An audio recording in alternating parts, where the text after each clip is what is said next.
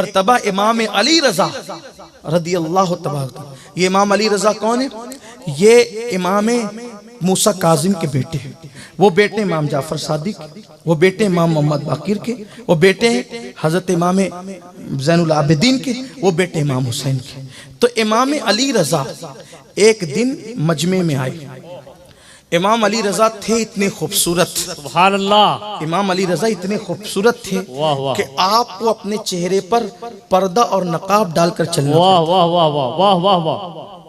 शायद ये दास्तान हुस्न आपने किसी और के ताल्लुक से नहीं सुना। इमाम अली रजा बहुत खूबसूरत थे और शान क्या है, वो अली भी हैं और रजा भी है। हाय हाय हाय हाय, अली की रजा है, अली की रजा है।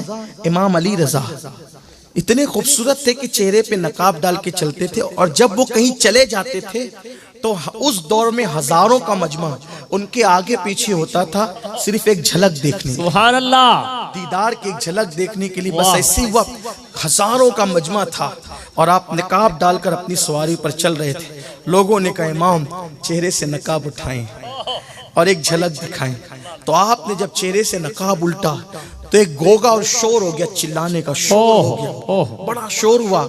और जब शोर थमा तो लोगों ने कहा कोई हदीस सुनाए, कोई हदीस सुनाए आप। तो इमाम अली रजा ने हदीस सुनाई तो उसको उसकी सनद यूं बयान की, वाह वाह वाह, कि मुझसे बयान किया मेरे अब्बा सुभान अल्लाह, हजरत इमाम मूसा काजिम ने, सुभान अल्लाह, और ये बात को उनसे बयान किया उनके वालिद हजरत इमाम जाफर सादिक ने, सुभान अल्लाह, और उन्होंने सुना अपने वालिद इमाम मोहम्मद बाकिर से, और उन्होंने सुना अपने वालिद हजरत इमाम ज़ैनुल आबिदीन से, और उन्होंने सुना अपने वालिद इमाम हुसैन से, और उन्होंने सुना अपने वालिद इमाम अली से, और उन्होंने हमारी आंखों की ठंडक मुस्तफ़ा जान रहमत से सुना, सुभान अल्लाह, और उन्होंने हजरत जिब्रील से सुना, और जिब्रील को ये हुक्म अल्लाह ने फरमाया। सुभान अल्लाह, ये सनद आपने बयान की, इसे सिलसिलतुज़ ज़हब कहते हैं।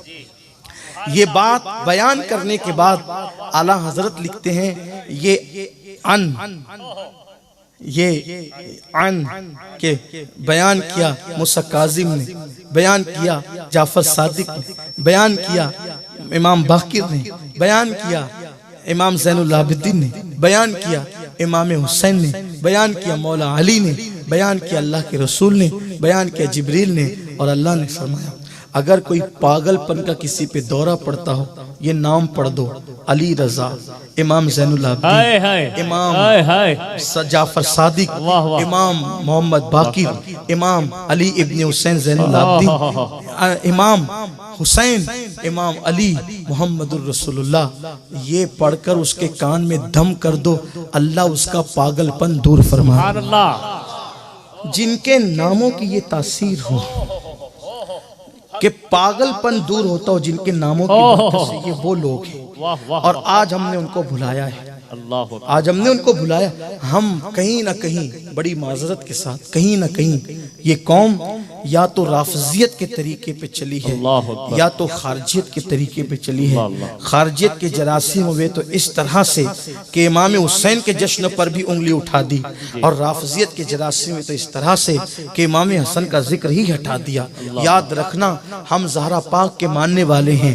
हम ज़हरा पाक के सिर्फ एक बेटे से मोहब्बत नहीं करते, हम ज़हरा पाक के दोनों बेटों से मोहब्बत करते हैं, इमाम हसन से भी, इमाम हुसैन से भी। हम सैयदा ज़हरा की एक बेटी से मोहब्बत नहीं करते, बल्कि दोनों बेटियों से मोहब्बत करते हैं, सैयदा ज़ैनब से भी और सैयदा उम्मे कुलसूम से भी। करबला के अंदर जहां सैयदा ज़ैनब थी, वहां सैयदा उम्मे कुलसूम थी।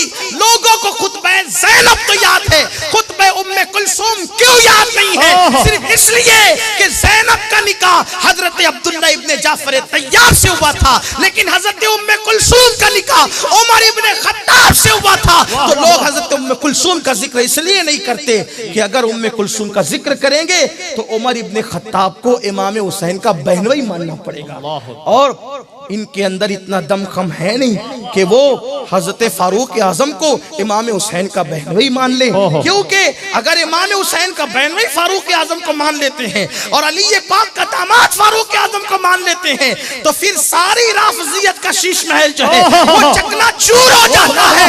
इसलिए कि दुनिया कहेगी तू है तुम पर, अली जिसको दामाद बनाता है तुम उस पे लानत किस मुंह से करते हो। अल्हम्दुलिल्लाह हम अहले सुन्नत की शान ये है, हम अब्दुल्ला इब्ने जाफर तैयार को भी दामाद अली मानते हैं और फारूक आजम को भी दामाद अली मानते हैं। बल्कि उमर इब्ने खत्ताब ने तो उम्मे कुलसूम का हाथ मांगा ही इसलिए था। हजरत उमर इब्ने खत्ताब मौला अली के पास आगे कहते अली उम्मे कुलसूम का निकाह कर दो, तो अली ये पाक कहते हैं उमर इसकी उम्र आपकी उम्र के मुकाबले में छोटी है। हजरत उमर ने कहा अल्लाह की कसम नफसानी ख्वाहिशात की तकमील नहीं बल्कि रसूलुल्लाह का वो फरमान है कि सब के नसब ख़त्म हो जाएंगे लेकिन मेरा नसब क़यामत में काम आएगा। तो आपका दामाद बनकर फातिमा की बेटी से निकाह कर कर मैं हुजूर से ये नसब का रिश्ता जोड़ना चाहता जिसकी नेकियां आसमान के तारों के बराबर हो, जो कैसरो किसरा का फातेह हो, जिसका जिक्र तौरात और इंजील में हो, वो उमर इब्ने खत्ताब अगर सैयदा फातिमा से रिश्ता जोड़ना चाह रहे हैं तो पता तो है कि नसब में कुछ तो है, नसब में कुछ। ये बात कि नसब काम नहीं आएगा, नसब बुखारी शरीफ की हदीस पढ़ी जाती है कि अल्लाह के रसूल ने फरमाया कि क़यामत के दिन नसब काम नहीं आएगा। एक मनसूख हदीस पढ़ते हो, मनसूख आयतों का तो ख्याल है, मनसूख हदीस का ख्याल नहीं है। ये हदीस तो मनसूख कर दी गई है, ये हदीस मनसूख हो गई है।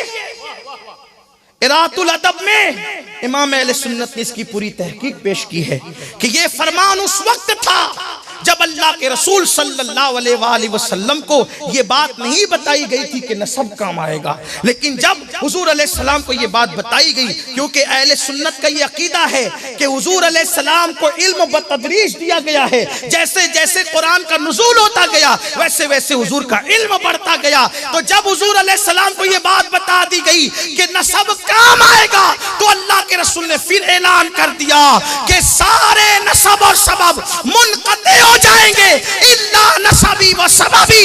बल्कि फिर नसब कैसे काम आया, नसब पे फख्र करना जायज नहीं है लेकिन नसब बेमाना भी नहीं है।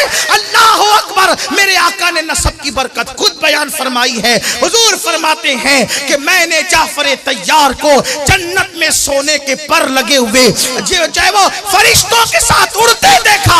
अब्दुल्ला इब्ने रवाहा भी शहीद हैं, अब्दुल्ला इब्ने रवाहा भी शहीद है, जनाबे ज़ैद भी शहीद है, लेकिन हजरत जाफर भी शहीद है। तीनों एक ही जंग में शहीद हुए हैं। लेकिन मैंने पूछा तीनों शहीद हुए मगर जाफर को सोने के पर क्यों मिले?